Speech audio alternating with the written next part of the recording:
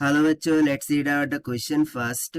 Path followed by two rays through a thin lens in air is shown in the following figure. Assume value of mu of lens same for both rays. Optical path followed by two rays from A to B is. So यहाँ पर आप diagram में देख सकते हैं कि एक lens हमें गिवन है जो कि बेसिकली कॉन्वेक्स लेंस है, राइट। अब यहाँ A to B जो लाइट है वो इससे पास होकर के जा रही है, ठीक है। सो यहाँ पर जो फोर्थ पाथ फॉलोड है by the two rays throughout the lens वो हमें यहाँ पर दिखाया गया है।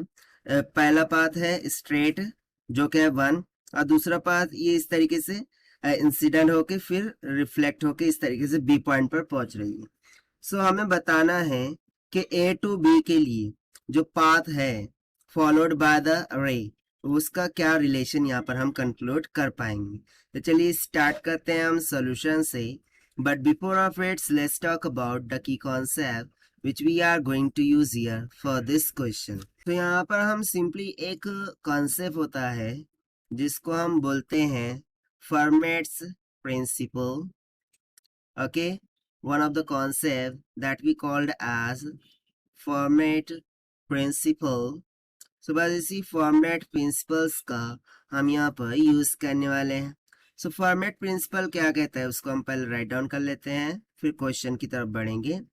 सो फॉर्मेट प्रिंसिपल के according part taken by light, path taken by light for 2 points और in between 2 points, या फिर हम बोल सकते हैं for 2 points, जो भी 2 पॉइंट्स होंगे उनके लिए जो भी लाइट पाथ ट्रेवल करती है सो उसके लिए जो भी पाथ वो लेंगी for 2 points is in such a way that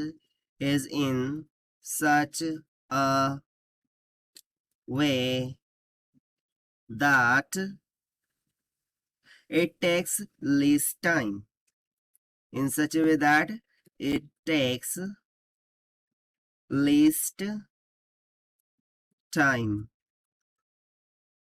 सो पहले तो हम कॉन्सेप्ट को समझते हैं कि फर्मेट प्रिंसिपल बोलता क्या है कि जो भी लाइट है जब किसी लेंस से पास हो रही होंगी सो वो क्या करती है, वो शॉर्टेस्ट टू शॉर्टेस्ट पाथ को ट्रैवल करती है इन बिटवीन द 2 पॉइंट्स, और उसी को हम क्या बोलते हैं ताकि वो क्या कर सके लीस्ट टाइम में उस पाथ को कवर कर सके। तो भाई इसी कॉन्सेप्ट का यूज करके देखिए हम क्या करते हैं।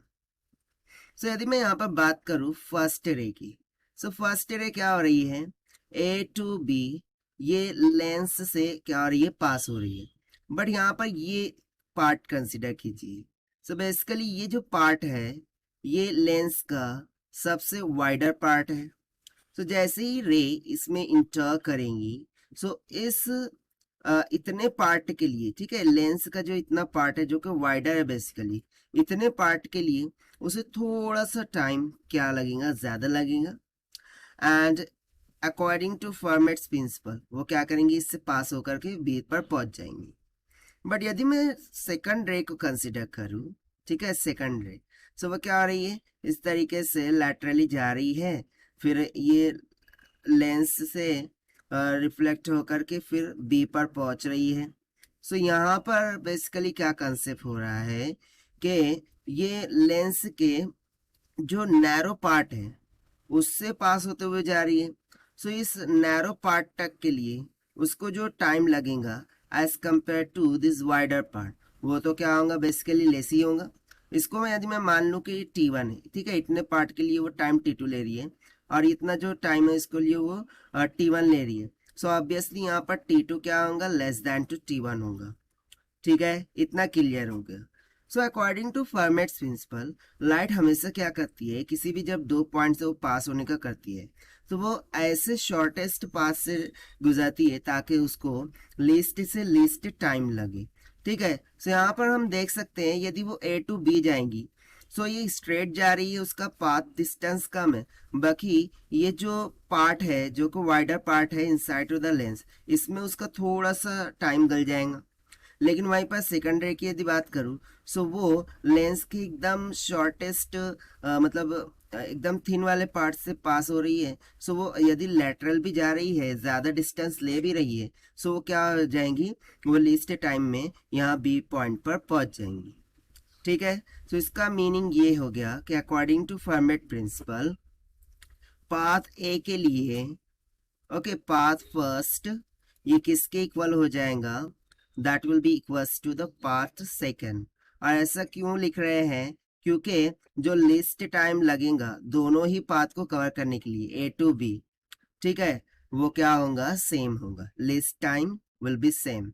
यहाँ पर हम लिख देते हैं कि जो लिस्ट टाइम होगा, list time will be same for both the path to cover, right?